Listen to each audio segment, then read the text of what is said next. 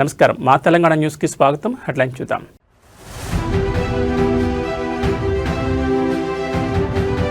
Davos పర్యటన ముగించుకుని అమరావతి చేరుకున్న చంద్రబాబు సచివాలయంలో రాష్ట్ర స్థాయి బ్యాంకర్ల సమావేశంలో పాల్గొనున్న సీఎం.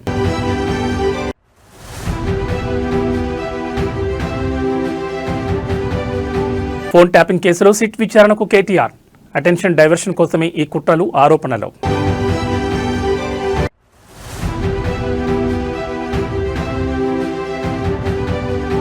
జేసీ వర్సెస్ కేతిరెడ్డి సవాళ్లు ప్రతి సవాళ్లతో తాటిపత్రిలో హైటెన్షన్.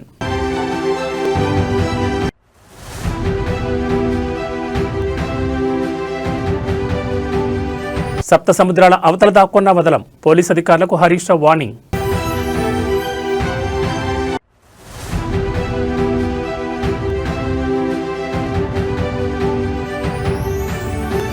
జూబ్లీహిల్స్ సిట్ ఆఫీస్ దగ్గర ఉద్రిక్తత, బీఆర్ఎస్ నేతలు పోలీసుల మధ్య తోపులాట. ఇక డీటెయిల్స్ చూస్తే ప్రపంచ ఆర్థిక వేదిక సదస్సులో పాల్గొనేందుకు స్విట్జర్లాండ్లోని దావోస్ వెళ్లిన ఆంధ్రప్రదేశ్ ముఖ్యమంత్రి చంద్రబాబు నాయుడు తన పర్యటనను విజయవంతంగా ముగించుకుని ఈరోజు అమరావతికి చేరుకున్నారు.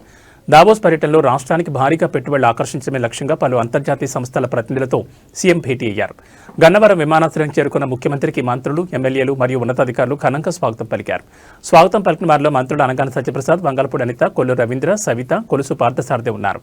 అలాగే ఎమ్మెల్యేలు భాష్యం ప్రవీణ్, గద్దె రామ్మోహన్, యార్లగడ్డ వెంకట్రావు, వర్ల కుమార్ రాజా, కాగిత కృష్ణప్రసాద్, వసంత కృష్ణప్రసాద్ తదితరులు ముఖ్యమంత్రికి పుష్పగుచ్చాలు అందించి స్వాగతం పలికారు. సచివాలయంలో జరిగే రాష్ట్ర స్థాయి బ్యాంకర్ల సమావేశంలో సీఎం పాల్గొంటారు. రాష్ట్ర అభివృద్ధి పథకాలకు రుణాల మంజూరు, ప్రాధాన్యత రంగాలకు ఆర్థిక చేయూతపై చర్చించనున్నారు. సాయంత్రం గోదావరి పుష్కరాల నిర్వహణపై ఉన్నత స్థాయి సమీక్ష నిర్వహించనున్నారు. భక్తులు కల్పించాల్సిన వసతులు, ఘాట్ల నిర్మాణం, భద్రతా ఏర్పాట్లపై అధికారులకు దిశానిర్దేశం చేయనున్నారు.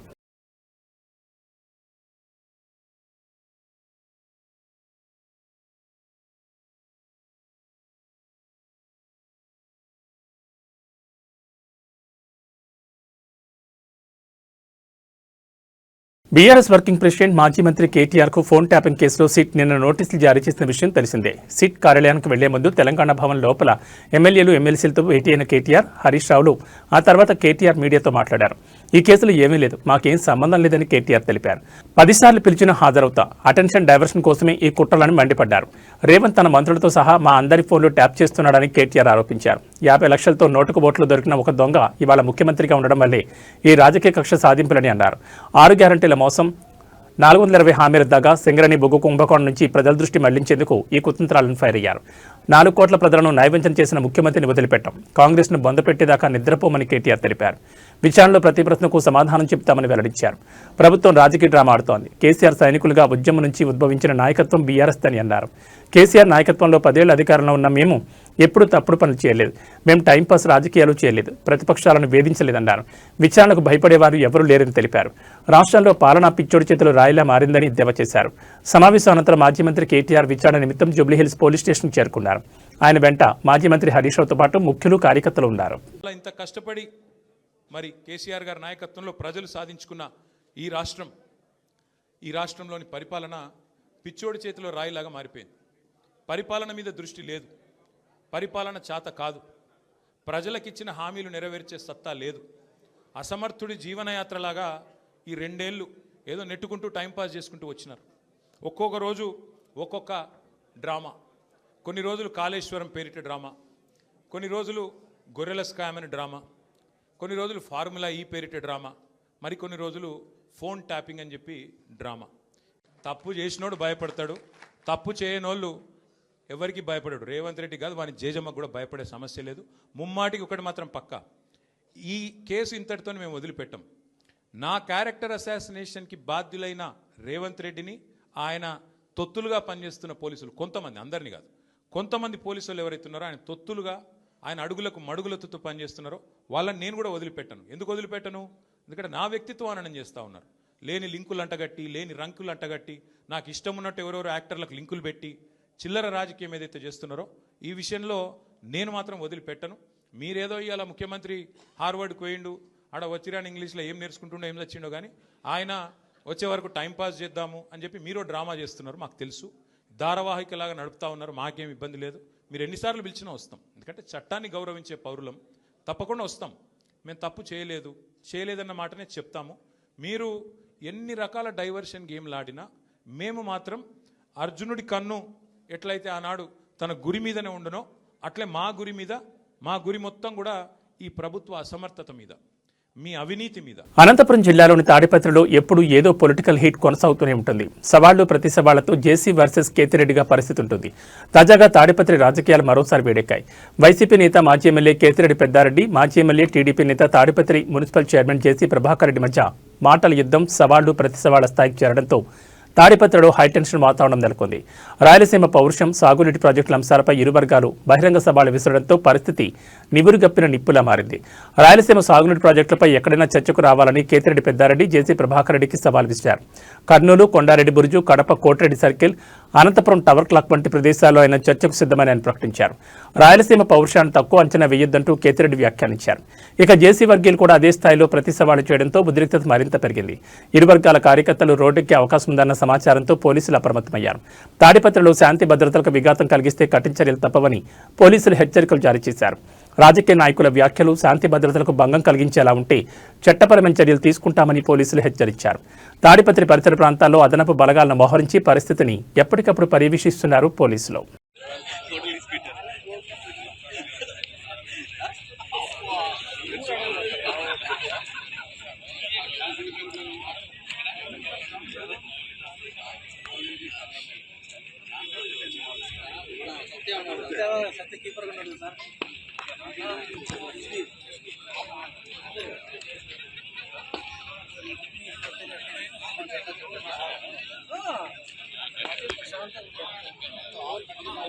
అంతే కదా,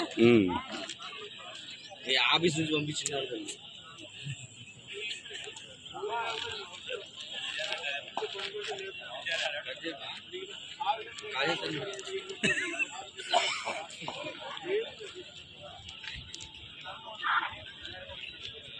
ఫోన్ ట్యాపింగ్ కేసులో BRS working president KTR SIT విచారణకు హాజరైన క్రమంలో పోలీసుల అత్యుత్సాహంపై మాజీ మంత్రి హరీష్ రావు తీవ్ర ఆగ్రహం వ్యక్తం చేశారు.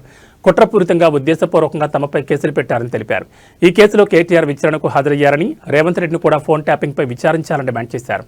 జూబ్లీహిల్స్ పోలీస్ స్టేషన్ వద్దకు వెళ్లకుండా బీఆర్ఎస్ నాయకులపై పోలీసుల దౌర్జన్యాన్ని నిరసిస్తూ మాజీ మంత్రులు ఎర్రబెల్లి దయాకర్రావు, కొప్పుల ఈశ్వర్, మాజీ ఎమ్మెల్యేలు శంకర్ నాయక్, క్రాంతి నాయక్, ఇతర బీఆర్ఎస్ నాయకులు జూబ్లీహిల్స్లోని రోడ్డుపై బైఠాయించి నిరసన తెలిపారు.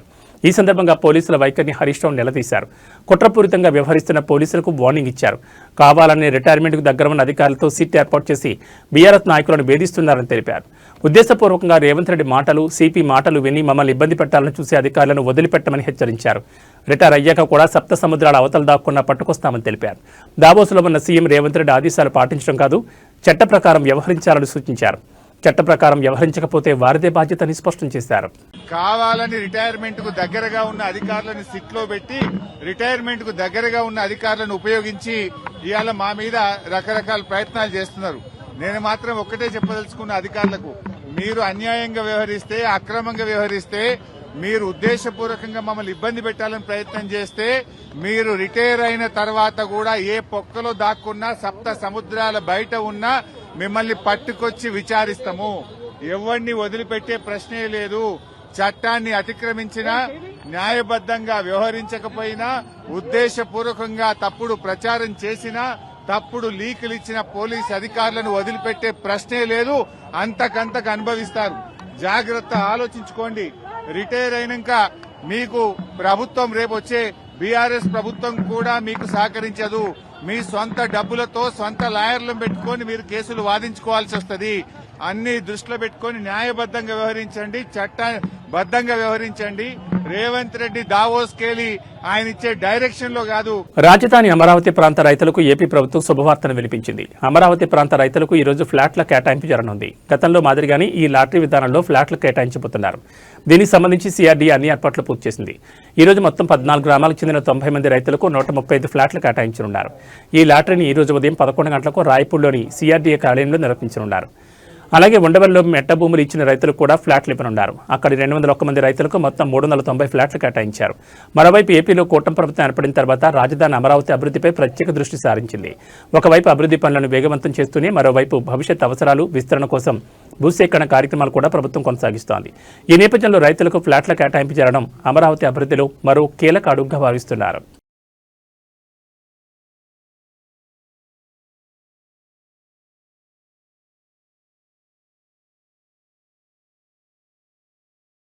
ఏపీలో సంచలనం సృష్టించిన సుమారు 3,500 కోట్ల మద్యం కుంభకోణం కేసులో ఎన్ఫోర్స్మెంట్ డైరెక్టరేట్ దర్యాప్తును వేగవంతం చేసింది. ఈ కేసులో భాగంగా వైఎస్సార్ కాంగ్రెస్ పార్టీ ఎంపీ మిథున్ రెడ్డి హైదరాబాద్లోని ఈడీ ప్రాంతీయ కార్యాలయంలో విచారణకు హాజరయ్యారు. గత ప్రభుత్వ హయాంలో మద్యం విధానం రూపకల్పన, టెండర్ల కేటాయింపు, నిధుల మళ్లింపులో అక్రమాలు జరిగాయన్న ఆరోపణలపై ఈడీ అధికారులు ఆయన ప్రశ్నిస్తున్నారు. ఇప్పటికే ఆంధ్రప్రదేశ్ పోలీసులు ప్రత్యేక దర్యాప్తు బృందం నమోదు చేసిన ఎఫ్ఐఆర్ ఆధారంగా మనీ లాండరింగ్ కోణంలో దర్యాప్తు చేపట్టిన ఈడీ మిథున్ రెడ్డి స్టేట్మెంట్ను పీఎంఎల్ఏ చట్టం కింద నమోదు చేస్తోందని సమాచారం. ఈ కేసులో గతంలోనే మిథున్ రెడ్డిని సిట్ అరెస్ట్ చేయగా ప్రస్తుతం ఆయన బెయిల్పై ఉన్న సంగతి తెలిసిందే. ఇదే కేసులో మరోవైపు ప్రధాన నిందితులు ఒకరిగా ఉన్న మాజీ ఎంపీ విజయసాయిరెడ్డిని ఈడీ అధికారులు గురువారం విచారించారు. సుమారు 7 గంటల పాటు ఆయనపై ప్రశ్నల వర్షం కురిపించారు. విచారణ అనంతరం విజయసాయిరెడ్డి మాట్లాడుతూ మద్యం విధానంతో తనకు నేరుగా సంబంధం లేదన్నారు. అంతా రాజ్ రెడ్డి ఆధ్వర్యంలోనే జరిగిందని పేర్కొన్నారు. మద్యం అమ్మకాల ద్వారా వచ్చిన ఆదాయాన్ని నిబంధనలకు విరుద్ధంగా మళ్లించారని ఆరోపించారు. షెల్ కంపెనీల ద్వారా హవాలా మార్గంలో సొమ్మును విదేశాలకు చేరవేశారనేది ఈడీ ప్రధాన అనుమానంగా పేర్కొన్నారు. వరుసగా 2 కీలక నేతలను ఈడీ విచారించడంతో ఈ కుంభకోణం కేసు ఏపీ రాజకీయాల్లో మరింత వేడిని పెంచుతోంది. రానున్న రోజుల్లో మరికొందరు కీలక నేతలు కూడా ఈడీ నోటీసులు ఇచ్చే అవకాశం ఉందని తెలుస్తోంది. BRS working president KTR phone tapping కేసులో విచారణకు హాజరయ్యారు. విచారణ సందర్భంగా న్యాయవాదులను సైతం లోపలికి అనుమతించలేదు. ఇదిలా ఉంటే కేటీఆర్ విచారణ సందర్భంగా పోలీసులు అత్యుత్సాహం ప్రదర్శిస్తున్నారు. ఇప్పటికే రాష్ట్ర వ్యాప్తంగా బీఆర్ఎస్ నేతలు, విద్యార్థి విభాగం నాయకులను అర్ధరాత్రి నుంచి అదుపులోకి తీసుకోగా జూబ్లీహిల్స్ పీఎస్కు భారీగా చేరుకున్న బీఆర్ఎస్ నాయకులు, కార్యకర్తలను అరెస్ట్ చేశారు. మరోవైపు తెలంగాణ భవన్ వద్ద కూడా పోలీసులు ఓవరాక్షన్ చేశారు. కార్యకర్తలు బయటకు వెళ్లకుండా పోలీసులు అడ్డుకున్నారు. కార్యకర్తలు బయటకు వెళ్లకుండా తెలంగాణ భవన్ గేట్లు మూసివేసేందుకు యత్నించారు. దీన్ని అడ్డుకోవడంతో పోలీసులు, బీఆర్ఎస్ కార్యకర్తల మధ్య తోపులాట జరిగింది. ఈ తోపులాటలో పలువురు కార్యకర్తలు గాయపడ్డారు.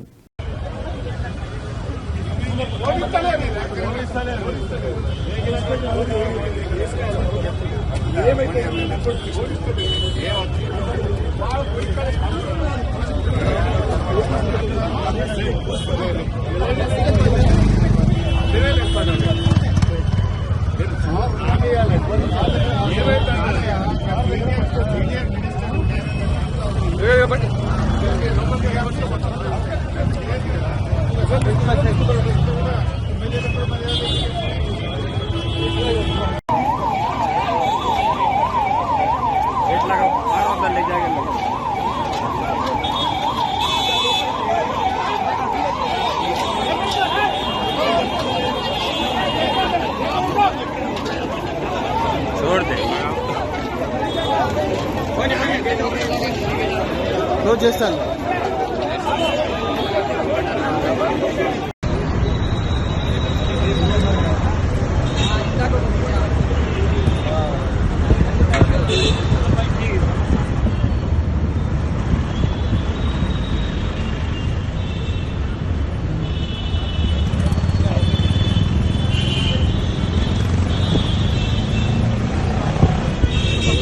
సంస్థ నారాయణపురం మండల కేంద్రంలో కాంగ్రెస్ కార్యకర్తలు అత్యుత్సాహం ప్రదర్శించారు. ఎక్సైజ్ శాఖ నిబంధనల ప్రకారం నిర్ణీత వేళలో తెరిచి ఉన్న వైన్ షాపుల వద్దకు వెళ్లి యజమానులతో వాగ్వాదానికి దిగారు. తమ ఆదేశాలు పాటించకపోతే ఆ తర్వాత మీ ఇష్టం, ఫలితం తీవ్రంగా ఉంటుంది అంటూ బహిరంగంగానే బెదిరింపులకు దిగారు. అధికార పార్టీ అండ చూసుకుని ఇలా సామాన్య వ్యాపారులను భయపెట్టడంపై స్థానికులు మండిపడుతున్నారు. నిబంధనలు అమలు చేయాల్సిన బాధ్యత పోలీసులది, ఎక్సైజ్ శాఖది కాగా రాజకీయ కార్యకర్తలు ఈ విధంగా పెత్తనం చెలాయించడం ఏంటని ప్రజలు సూటిగా ప్రశ్నిస్తున్నారు. కాంగ్రెస్ కార్యకర్తల ఈ ఓవర్ యాక్షన్పై సోషల్ మీడియాలో విమర్శలు వెల్లువెత్తున్నాయి. ప్రభుత్వం మీదే కదా, మీకు అంతగా మద్యంపై వ్యతిరేకత ఉంటే నేరుగా రాష్ట్ర వ్యాప్తంగా మద్యపాన నిషేధం చేయించవచ్చు కదా అంటూ నెట్జన్లు ఎద్దేవా చేస్తున్నారు. కేవలం వైన్స్ యజమానులను బెదిరించి తమ ఆధిపత్యాన్ని ప్రదర్శించడం ఏంటని విపక్షాలు మండిపడుతున్నాయి. ఈ ఘటనపై ఉన్నతాధికారులు స్పందించాలని, శాంతి భద్రతలకు విఘాతం కలిగిస్తున్న వారిపై కఠిన చర్యలు తీసుకోవాలని స్థానికులు కోరుతున్నారు.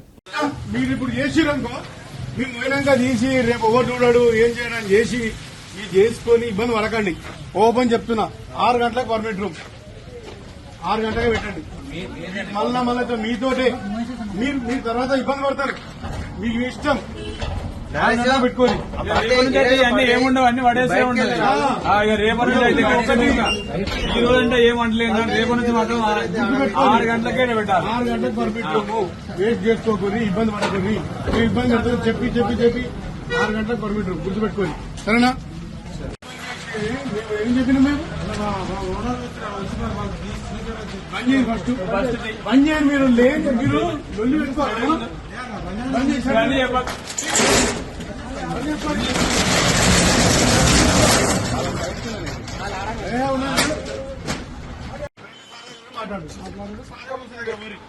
మొర పెట్టుకోరు. ఇక్కడ మాత్రం లోకల్లో నేను చెప్తున్నాను, తీసి 1 గంట లేదు. 11:30కి ఇప్పుడు వచ్చిన నిన్న తీసి నాకు తెలిసింది, అందుకే మొదలు వచ్చాం. తీసి పని చేపించేది వద్దు, ఫస్ట్ తీయకుండా 1 గంట తీసు లేకుంటే దగ్గర అంతే. మా సార్ చెప్తే నేను తీసుకుంటాను. వస్తానే ఉన్నాం. దేశవ్యాప్తంగా వసంత పంచమి వేడుకలను భక్తులు ఉత్సాహంగా జరుపుకుంటున్నారు. ఈ రోజు విద్య, జ్ఞానం, వాక్చాతుర్యానికి దేవతగా పరిగణించే సరస్వతీదేవికి అంకితం చేయబడింది. ఈ రోజున జ్ఞానం, విద్య, కళలలో విజయం కోరుతూ ప్రజలు సరస్వతీదేవిని పూజిస్తారు. ఈ రోజు విద్యార్థులు, ఉపాధ్యాయులు సృజనాత్మక రంగాల్లో ఉన్నవారికి చాలా ముఖ్యమైనది. ఈ రోజు మారుతున్న ఋతువుల ప్రారంభం, వసంతకాలం ఆగమనాన్ని సూచిస్తుంది. వసంత పంచమి నాడు సరస్వతీదేవిని హృదయపూర్వకంగా పూజించడం వల్ల చదువుపై దృష్టి పెట్టడానికి, జీవితంలో సానుకూల మార్పులు వస్తాయని నమ్ముతారు. నిర్మల్ జిల్లాలోని బాసర శ్రీ జ్ఞాన సరస్వతి అమ్మవారి ఆలయంలో వసంత పంచమి వేడుకలు ఘనంగా జరుగుతున్నాయి. భక్తులతో కిక్కిరిసిపోయింది బాసర పుణ్యక్షేత్రం. వసంత పంచమి సందర్భంగా అమ్మవార్లకు ప్రత్యేక పూజలు నిర్వహించారు. తెల్లవారుజాము నుంచే ప్రత్యేక అక్షరాభ్యాసం, కుంకుమార్చన పూజలు మొదలయ్యాయి. వేకువజాము నుంచే భక్తుల రద్దీ కొనసాగుతోంది. వివిధ రాష్ట్రాల నుంచి భారీ సంఖ్యలో భక్తులు తరలివచ్చారు. కిటకట్లాడుతున్న క్యూ లైన్లు, అర్ధరాత్రి నుంచి చదువుల తల్లి దర్శనం కోసం బారులు తీరారు భక్తులు. కొనసాగుతున్న చిన్నారుల అక్షరాభ్యాస శ్రీకార పూజలు జరుగుతున్నాయి. గోదావరి నదిలో భక్తుల పుణ్యస్నానాలు కొనసాగుతున్నాయి. వసంత పంచమిని పిల్లలకు పాఠశాల విద్య ప్రారంభించడానికి శుభప్రదంగా భావిస్తారు.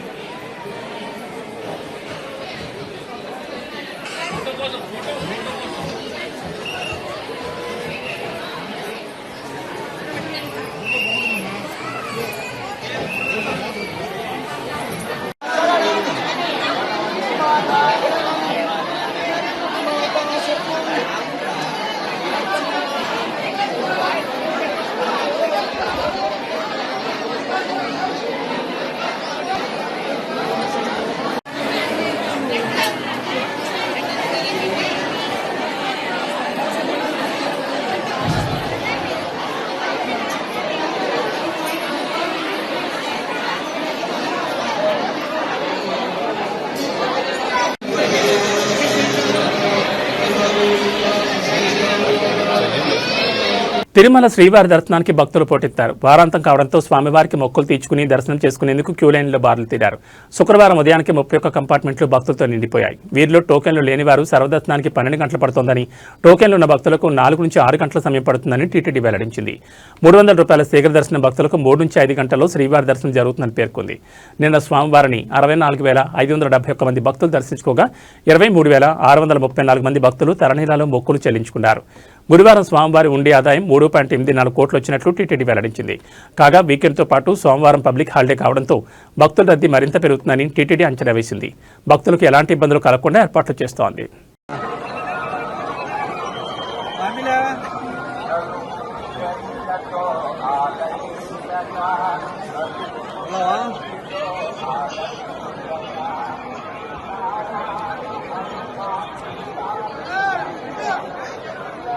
எல்லாரும் அப்படியே கட் பண்ணீங்க, வீடியோ காலிங்ல வரேன்.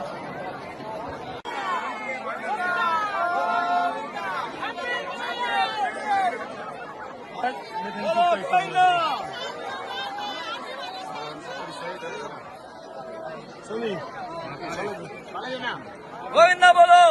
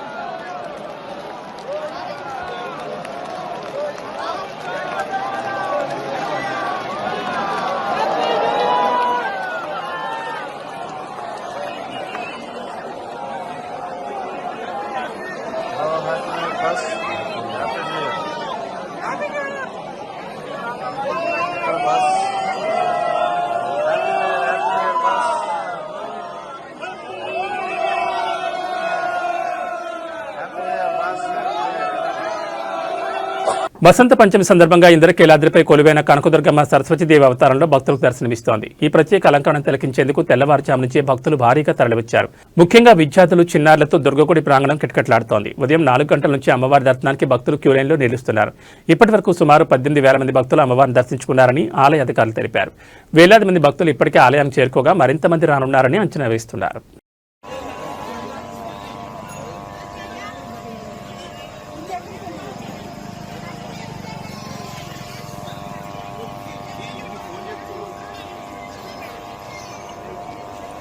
మహారాష్ట్రలో రాజకీయ రగడ రాజుకుంది. నేత సహార్ షేక్ నగరమంతా పచ్చరంగులకు మారిపోవాలని చేసిన వ్యాఖ్యలకు బీజేపీ నేత నవనీత్ కౌర్ గట్టిగా స్పందించారు. పచ్చరంగు కావాలంటే పాకిస్తాన్ వెళ్లాలని, ఇక్కడ కాషాయం మాత్రమే నడుస్తుందని ఆమె హెచ్చరించారు. దీనిపై సహార్ షేక్ స్పందిస్తూ తన పార్టీ జెండా రంగు పచ్చ అనే ఉద్దేశంతోనే ఆ మాట అన్నారని వివరణ ఇచ్చారు. पूरा ग्रीन करने के लिए पाकिस्तान जाना पड़ेगा. इस देश में है तो भगवा और नीला ही चलेगा, दूसरा कोई रंग नहीं चल सकता है. ये याद रखना. छत्रपति शिवाजी महाराज ने जब बोला था कि ये राज्य में जो धर्म के लिए हम काम कर रहे हैं, जो महाराष्ट्र में रह रहे हैं, ये धर्म के लिए हम जिएंगे भी और मरेंगे भी. किसी ने कितना भी कुछ बोला, ग्रीन करेंगे, हरा करेंगे, तो तुम्हारे सपने भी सच नहीं हो सकते हैं. ये याद रखना. इस देश में ऐसे कार्यकर्ता, ऐसे भक्त और हमारे जैसे लोग, हम पॉलिटिक्स में भी हैं, राजकारण में भी हैं, पर हमारे विचार, हमारे छत्रपति शिवाजी महाराज के विचार लेके ये खून में दौड़ते हैं. जब तक ये खून खत्म नहीं होगा तब तक भगवा इस देश से कोई हटा नहीं सकता. इतना याद रखना. ఇవి బులెటిన్ విశేషాలు. నమస్కారం.